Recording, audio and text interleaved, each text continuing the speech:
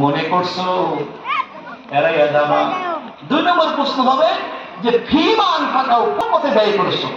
আয়ের খাত ব্যয়ের খাত উভয় কি হতে হবে? ষষ্ঠ। ঠিক আছে, আয়ের খাত শস্য, ব্যয়ের খাত এমন না অবৈধ পন্থা আয় করছেন, মসজিদ বানাই আপনি সাধারণ মানুষ হয়ে গেছেন, চলবে? চলবে? চলবে? ইন্নাল্লাহু তাইয়্যিবুন লা ইয়াকবালু ইল্লা তাইয়্যিবা। আল্লাহ পবিত্র, অপবিত্র মাল কবুল হবে না। রাসূল বলে 10 টাকা মূল্যের একটা জামা পরা মুসলমান নামাজ আদায় করবা, 9টা টাকা হালাল আছে, 1টা টাকা হারাম, 10 টাকা রাখবা, যতক্ষণ গায়ে থাকবে নামাজ হবে না। লক্ষ টাকা হজ করবা, পরে হবে না, যদি ঠিক কিনা।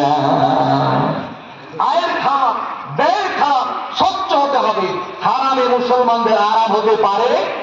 আজকে সুদে ভরে গেছে গোটা দেশ। সুদের 73 গুণা, সর্বনিম্ন গুণা মায়ের সাথে ব্যভিচার করার চাইতে জঘন্য। নাউজুবিল্লাহ।